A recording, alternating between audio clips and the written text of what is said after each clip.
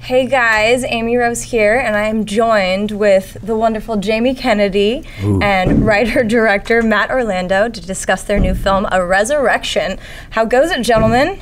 Goes well. How are you? Good, thanks. So Matt, Yes. you not only directed this film, but you also wrote it. Correct. Will you tell me a little bit about how you got this cool premise and your I don't know. influence? I always have a bunch of ideas going around in my head, and it was the one that stuck.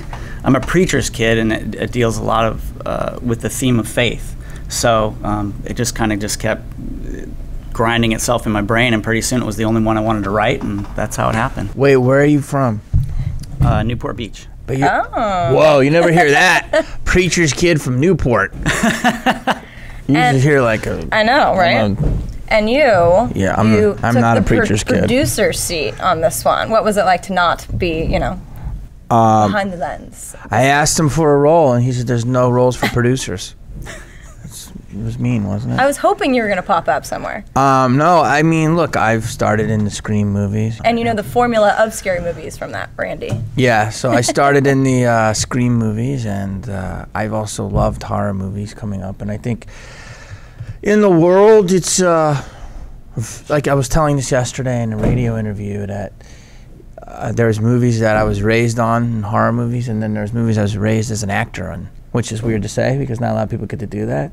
So as an actor, I think it's a rite of passage to be in a horror movie, and then you go from there and graduate into other things. So this is his first feature, and he wrote it and he directed it. And if you look, a lot of the people this year, it's the David O. Russells and the Christopher Nolans and such, they're always writer-directors. So The greats. yeah, I consider like someone who's like the architect of the house and being able to build it is a rare thing. So that's why I was excited. And horror movie fanatics are quite diehard, and they're growing very quickly. Yeah. What would you say some of your influences are with the horror genre? John Carpenter was always my favorite. Just the first Halloween, and then also The Thing. I must have seen that just 5 billion times. Yeah, it was scary. I just love that one because he had just this incredible cast. And sometimes in this genre, you can end up with casts, like we had obviously an amazing cast, but you can end up with casts that just, can be kind of so-so, and it goes with how the movie goes, and that's fine. I still like those movies. But him and obviously the older movies, I mean, Salem's Lot scared the crud out of me as a kid. Now, it's not scary anymore, but back then, man, that was that kid scratching on the wall. Oh my gosh, I just almost died. I didn't sleep for months. But those are my, I think Carpenter, and those are my big influences. That's the real test if it stands up today when you watch it again, right? Exactly. Like Halloween completely stands up. So scary. So scary. amazing. Yeah. So for those who have not seen the film yet, it opens this Friday. Will you tell them a little bit about what the film's about? It's about this down-to-earth school psychologist that tries to help a mentally ill student who actually believes that his brother is coming back from the dead for revenge on the kids that killed him. That's as far as I'm going to go with that one. Yeah. I don't know what to say. And how did you become involved in wanting to produce this film? Well, our other producer, Phil Glasser, and I did a few movies together, and he found Matthew and his script, and then he brought me involved, and it was already in motion, and I said, yeah, I'd love to be a part of it. It was great. And like I said, writer, director, rare, and you've got Devon, who was always in all the Final Destinations, but now he's like a young, hunky, he's more like a man. He's grown into a man. Mischa gives a very nice, reserved, adult performance. Right. Michael Clarke Duncan always lighting up the screen, and it's great. Yeah, and this was Michael's last film, obviously. What was it like to work with him? Well, he's that guy you kind of expect exactly how he would be. He was, and he didn't treat me like a first-time director. He was just amazing to have on set, and he wanted to do a good job. He'd say, we'd finish and say, "Is there anything else you want?" He didn't come on board like he's some gigantic star. He was just down to earth. And I actually used to train MMA fighters for years, since UFC number 5. And he was a big MMA fan. You could see him at all the, every UFC, he'd be in the audience. So it's like the first thing, I meet him and he's, "Hey, Matt, do you train MMA fighters?" Obviously I don't look like I train MMA fighters. So you're skinny? Yeah, that and just dorky. But nerds are taking over the world. I'm just saying. They really are. I'm a dork, not a nerd. Nerds are smart. I'm not that smart. I'm more like a goober. But they'd have to drag us out of the trailer because we'd be swapping, jujitsu stories and everything else. Just to have him on the set, I mean, he just made everyone better. He made me better. And he's a great guy. I used to play basketball with him sometimes and just know him from different functions. He's a great guy. And, much too soon. And now you really got a different performance out of Mischa. This was a much deeper role for her. What was it like kind of working with her? And it was fantastic, and it was one of those things where she actually was attracted to the script because of that. It was like a different role for her. She had never played that type of a part. And it was really fun. Here I'm a first-time director, so obviously, I probably said really a lot. Like, we're getting Michael Clarke, really? Mischa Barton, really? Devon Sawa, really?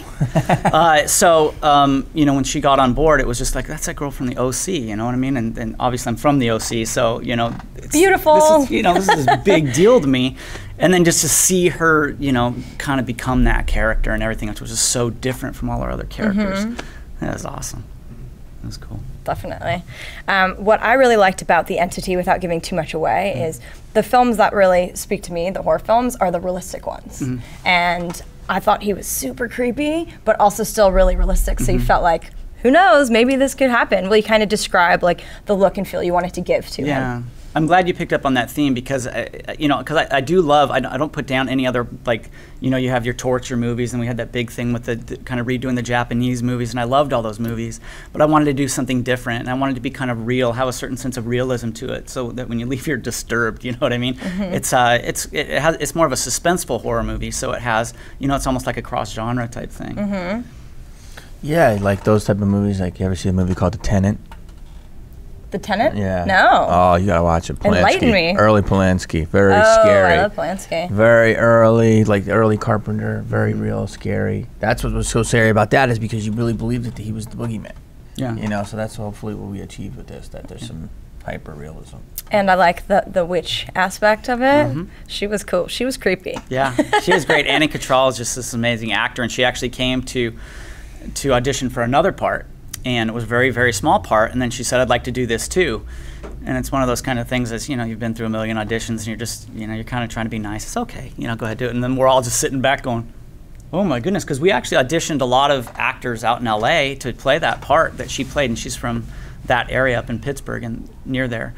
And there's a lot of witches in LA. I think it should have been easy to pull, There's right? It wasn't a everything. stretch, but she nailed it, and we're all like, she's the witch. Yeah. And she just did an amazing job. Yeah, and I actually wasn't sure it was Devon Sawa. And I obviously grew up on all those films. Now and Then, Casper, all his You classics. had a poster. Oh, yeah. You had No, the poster. I didn't have a poster. I didn't. My girlfriend had posters. She's not allowed to meet him. That's off limits. But I was like, it looks like Devon Sawa, and then I saw the credits. I was like, it is. And that was a completely different role for him too. Right. And I love the scene with like the pig in the middle of the road, and you're just like, ah. And I watched this in the dark, like full status, alone. Like, You really definitely did your got homework. screams. We love that here. Yeah, I you did. We watched it. By the way, a little piece of trivia. Devon, it was between me and Devon for the video Stan. That could have been Stan. Devon, you beat me. Little piece of trivia. That was great, actually, having Devon there, because I got to talk to him about all the old films and stories about how he became Stan and everything for that. It was awesome. I love it. That's cool. So from the producer seat, do you see yourself continuing with this? Do you enjoy being a part of that end of it? Yeah, I mean, I think as this interview is probably going out to more people and more effectively than most broadcast of news and television, I believe the world has changed for the better, and I believe you can want to connect right with your fans, and I don't think you need $100 million to make a great movie. I think I've done big budget movies, I've done little budget movies, and this was like, it was a great story on 60 Minutes this week with Jack Dorsey, the creator of Twitter, and he says 140 characters constriction makes you more creative. And their budget wasn't so big that it was really forces you to really make something, and I believe what he did. And I want to do more of that. I want to make entertainment at a nice value, and that hopefully audiences will like. So yeah, I like to do it. Jamie Kennedy Productions. Yeah. So Matt, what is next? Are you really enjoying the horror genre? Are you going to stay in that niche, or are you going to? I do like horror, but I've written, many other things. I have a thriller that's in development right now. And do we have that one? You do. I do have that one. Ooh. What's the name of that one again? Abomination. Oh yeah, I do have that one. Yeah. That's supposed to go soon. Yeah, I'm hoping so. Phil? Supposed to. Yeah. And another horror, it's called surf horror, actually. I grew up surfing, so I have a surf horror movie called Red Waters. Red Water. Oh. That's correct. Yeah, He so- does have a lot, actually. Now, I did know Abomination was his, but I knew Red Water was his, which was really good. Yeah. We went out to Megan Fox, I think, with it. 100%. There you go. Waiting here. The character who played Eli was super creepy. Jonathan, right? Jonathan Michael Troutman. He was a kid we picked up out of auditions in LA, and it was kind of funny because Aaron Levine, another driving force in the producing part of this, he and I started out working with Phil. He and Phil, we were all at these auditions, and he auditioned, but he didn't look what I wrote. I wrote this kind of scraggly haired, real skinny, emaciated kid. But I'm going, this kid is him. And they're kind of going like, I don't know, he doesn't look like him. Like, he is him. And then we're shooting the movie, and the whole crew is around the monitor watching this kid. He's so good. So this is a big deal for him. And we did get lucky with all the kids, with Nick Yondel, Morgan Wolk, the kids that we pulled out of Carnegie Mellon. Stu Stone. Stu Stone. You got lucky with that kid. With a name like that. Set. Playing high school in his late 30s. He nailed it for us. Yeah. Stu Stone also nailed it for us. Yeah. Great. Well, I'm so glad you guys took the time to come. And A Resurrection opens in select AMC theaters this Friday. We'll go check out amctheaters.com for showtimes. Any parting words for our audience? Why should they see this movie? I think they should see this because it is kind of a cross between the genres of suspense, horror, and it has a certain sense of realism to it that you're only going to get to see by seeing it. And it's produced by me, Randy. Mostly that. Great. Well, thank you so much. A Resurrection this Friday. Go check it out. Go see it, guys. Hey guys, if you like this video, hit the thumbs up button and make sure you subscribe to our AMC Movie News YouTube channel. It's free and will keep you up to date on all the latest movie news, as well as our daily AMC Movie Talk Show. Also, be sure to follow us on Facebook and Twitter to find out about our special promotions, contests, and prize giveaways.